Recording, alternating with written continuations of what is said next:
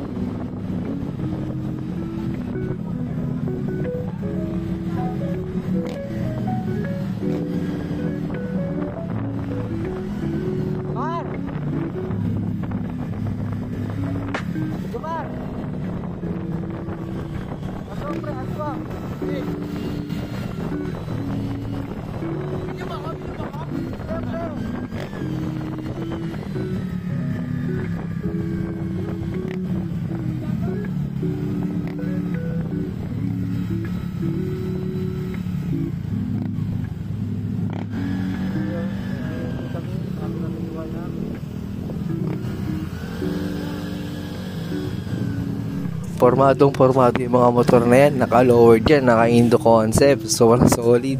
Mamaya mapapalaban sa putikan. Sila kasi nagyaya ng bundok eh. So gusto kasi nila magbundok. So sige, sama ako kasi okay lang sa akin eh. So sila yung nag-reg.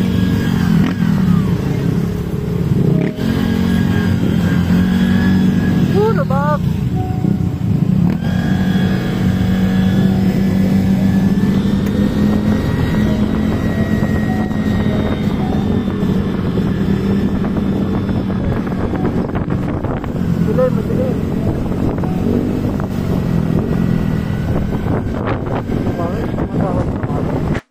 So, sa part na dito, so ito na yung sinasabi ko. So, yung actually, pangalawang balik na namin to dito eh. So, yung angkas nung kaibigan ko yung nasa harapan yan. Shoutout kay Boss Jomar yan.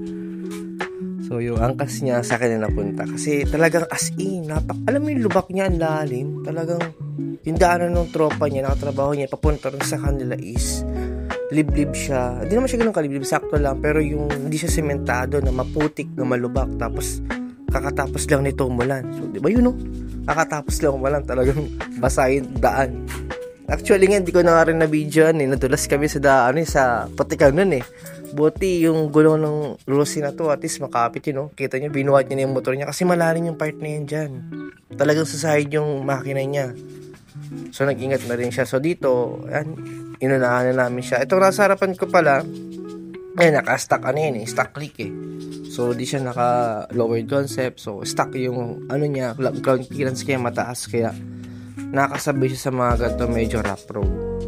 Pero dito, nabilib talaga ako kay Rosie. Siyempre, usually, di ba, pag China di ba, di ganun katibay. Pero siya, talagang kinaya niya sumabay sa ganito.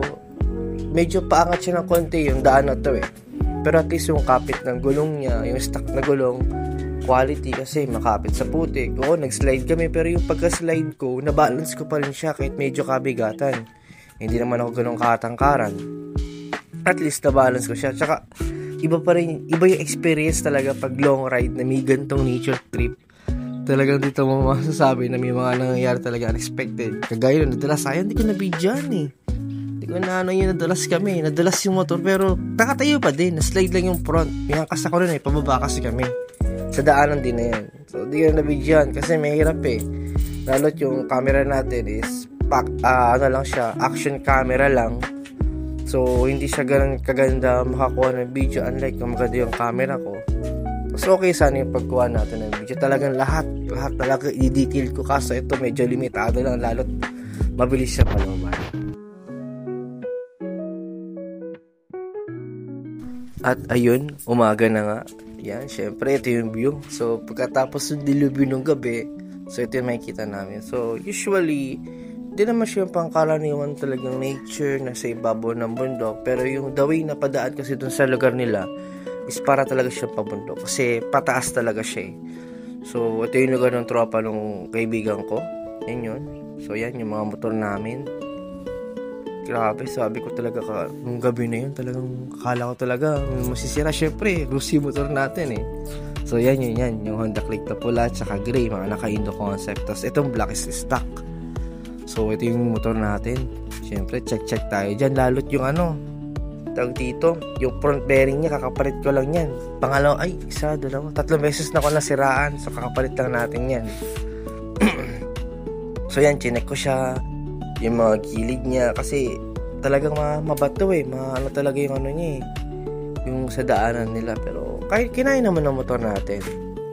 So, yan, chinek ko yan. Lalo yung likod, yung brakes, yung swing arm, yung bearing sa likod.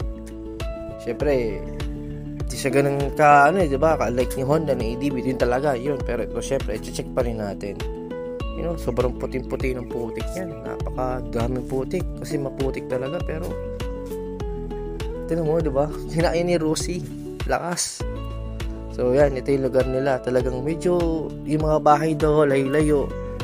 Yung mga para talaga siyang province na yung bahay mo. Example, dito yung bahay mo. Tapos yung isang bahay na kapitbahay mo, malayo na. So dito is papunta kami sa Tarlac Diversion Dam yun. So dito kami niyaya nito ni tropa nung katrabaho nung kaibigan ko. Hindi ko maalala yung pangalan niya no. Kalimutan ko talaga, hirap tanda ng pangalan niya. So yan kaming dalawa, syempre wala kaming problema. Stock click yung nasa harapan ko. At ako naman ay yun nga, naka-Adventure X ni Rusi. Tapos yung dalawang nasa likod is naka-Honda Click na na naka-Indo concept. So yan. So pupunta kami ngayon sa dam. So dito papakita ko sa inyo kung ano yung dam na rito sa Tarlac. Na ang ganda maganda yung view, nakaka-relax yung lalo yung tulog ng tubig.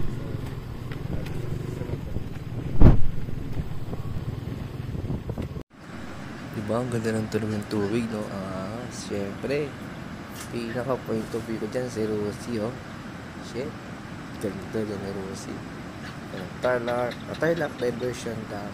So, yan. At ayun na nga, sa kabila lang gandang view na yun. So, dito na kami sa pinaka point of view. Ang pag-akit ng bundok. Hindi ko alam kung anong bundok to eh. Pero sa Tarlac pa din to. So, siya yung tour guide namin yan. Natawa ko rito eh. Kasi yan, may tinuro siyang daanan. Tingnan yung daanan, putik. Diba? Grabe. Sabi ko, okay lang. Yung dalawa sa likod ko, kumakamot na ng ulo. So yun, naghanap siya ng mas magandang daan. Pero, maputik pa rin, madulas. So yan. So dito, hindi na ako nakapag-video, pero nakakit yung motor ko dyan. Ang galing. Ayun o. Low weight. Aray ko. Isa pa. Aray ko. So yun. Talagang nakakatawa itong part na to kasi nadulas sila. Yan, sisimulan nila. So dito wala ako ng video eh. Sayang walang video. Sayang. Bundok ko. Talagang bundok si Rusi DB. Check. Hello. Kasi gusto niyo magbundok. Ngayon, dinala ko kayo sa bundok. Nagre-request na nature trip. Tapos nagre-reklamo ka. Nature trip. Tignan mo yung motor. Ano si Darnet? Pero maganda din banda. Ito mo, dalawa. Ito yung ibabaw ng pinuntahan namin. So, hindi siya ganun kataasan. Pero masabi na rin natin siyang bundok. Pero, hindi siya ganun kataasan. Yan yung view sa itaas. Di maganda rin, no? Kaso, pangat yung action cam ko. Pero, syempre, Rusi, boy. Rusi lang, no? Pinaka point of view, Rusi. So, dito naman, yon papunta na kami. Pabalik namin sa bahay ng tropa niya. Tapos pupunta kami sa may yung sa may Tarlac racetrack. Yung may park daw dun eh. Yan. So yan, yung daan, putik pa din. Sabay pa rin yung suspension ni Rosie. Yung bearing na pinalitan ko, buo pa din. So yun, talagang best experience ko to kay Rosie. First time ko nakapag nature trip na ganito yung daan. Talagang as in first time. So, sa part na to, bigla nang tumawag yung anak ko. So ayan siya, tumawag na siya. Dito sa sa Tarlac racetrack, no? So, kahit hindi ako nakapasok, dito lang ako nanood sa bandang gilid kasi pauwi na ako yan. Hinahanap na kasi ako ng anak ko. So, nag-video lang ako ng phone. Galing mo dito pala. Ano pag nasa racetrack ka, nanonood ko, no? Ang ganda ng video. Lastly, ito, pauwi na tayo. Syempre, may mga hindi ko na-videohan dito. Dumaan ako sa Putikan kasi sumarkat ako. So, yun. Magpapasalamat ako sa mga nakasama ko sa magandang experience na to, nature trip, bundok, promise, ang ganda na experience. First time ko to. So, shout out kina Jomar dahil ito sa isa. So, maraming salamat sa panonood nito. Sana nagandahan yung pag-ano kong ito. So, yun, thank you.